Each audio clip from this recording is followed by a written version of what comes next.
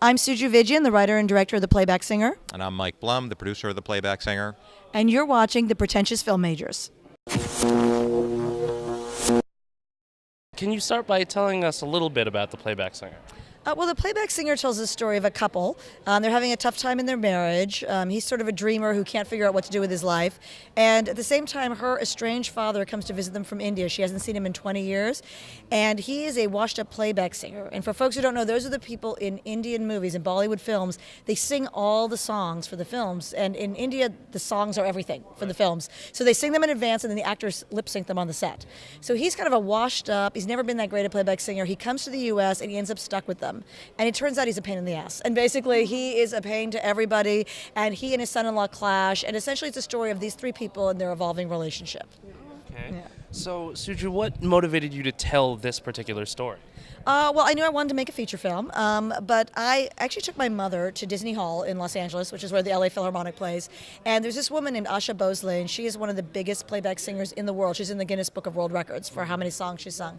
But her opening act was this guy, and he was kind of this pompous, slightly over middle-aged guy who was kind of full of himself and talking about himself. And I thought, wow, he's a great character. I want to remember that guy, you know? And so when I came to make a film, I thought about him, but I knew I wanted to make a film in the U.S. So that's where I'm from. And so I thought, how would we get him there? And that's when I came up with the idea of the couple and bringing him to their home and kind of went from there. Okay, so Mike, how did you get attached to this project? Well, I happen to be married to her, So that which was the first helps. point, yeah. And I have a producing background, so we sort of worked on the project from the very inceptions of the idea, and sort of followed it through from the beginning. So the attachment was because we had the prior relationship, I'd say. Oh, I got you. So in the panel, you mentioned that you wanted this to be a universal story. Yes. Mm-hmm. So have you found any challenges in making it appeal to a more universal audience than beyond, the Asian American audience? Well, I will actually say in our film festival circuit, we've played mainly at more, I guess for lack of a better word, mainstream festivals. This is only the second Asian American festival we're playing at. And we've actually found that it plays very well with the diverse audience. It plays well with all kinds of different people because I think people can see their own families in this family. People can see their own parents and their own issues. And yeah, we've actually found, I don't know what you think, but I think we found it quite successful in a diverse audience. Oh, yeah. No, I think people who come out and see it love it. It's independent of what their sort of ethnic or racial background is. I think that the challenge is just getting people to come and see it. And I think that's a challenge that independent filmmakers have in general. It's what filmmakers have in general. There's so many options out there that how do you position a film? How do you market a film so that people sort of can make an instantaneous decision to come out? And I think that that's challenging. I think if you talk to the people in the film festival here, in fact, they just came up to me before and they were like, well, how do we, sometimes we've got these amazing films that seem to have everything going for it in terms of what would generate a huge audience, and no one comes. And sometimes you have a film that doesn't seem like would have a huge appeal, and it's a packed house. And so I think marketing is hard. I mean, I think that's sort of the quick answer, and I don't think there's any magic bullet. But I think that in terms of our film, it plays exactly the way we hoped it would play, It does. and it really is tells these sort of like universal truths that everyone can relate to. So I think that it's really hit exactly the way that we were hoping it would. Oh, awesome. So, Suju, your background is mostly in reality. Yes. And I was wondering what skills you learned in that you applied to your feature. Yeah, I actually found a lot of things, I was happy to say.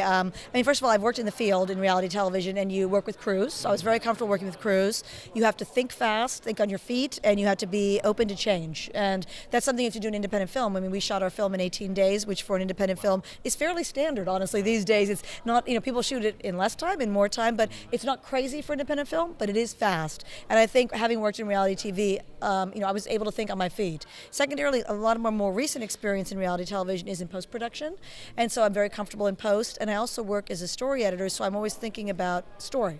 I'm thinking about how does story work, what is the best way to tell a story, what's most interesting about these characters, and I was able to bring that, I think, to the script, and also again, to thinking on my feet, if a scene wasn't working when we were shooting it, what can I do with this scene to make it work better in this moment? Right. Yeah. And I think I'd say also, you know, both due to your experience in the field and also your experience sort of running a production company, you know, she's had a lot of experience working with talent. Yes. So you know, we had you know, some fairly big TV stars that starred in the film, and I think just the comfort level that she was able to bring to the set had a lot to do with the sort of background that she had as well. And Mike, as a producer, you've had some pretty big credits. I believe I heard Toy Story 3. Do you have any different approaches when you're tackling a smaller project as opposed to the bigger ones?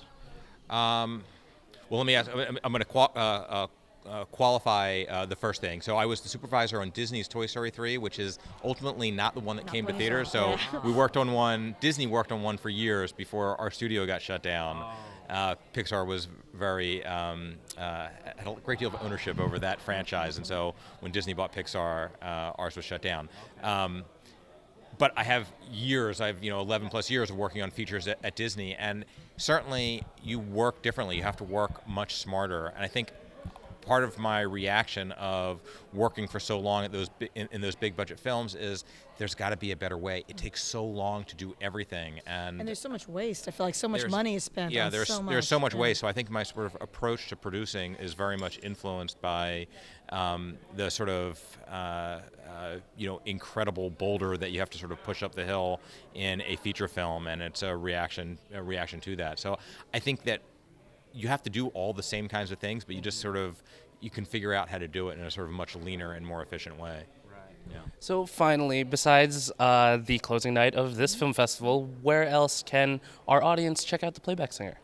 Well, go ahead. I think, Mike, that's a good question for you to answer. Yeah. So we're in the middle of negotiating a distribution deal. We can't really announce anything quite yet, but hopefully in the next few weeks we'll be able to. We would encourage everyone to, look for us on Facebook. Facebook.com, theplaybacksinger.com. Facebook.com/theplaybacksinger or the playbacksinger.com.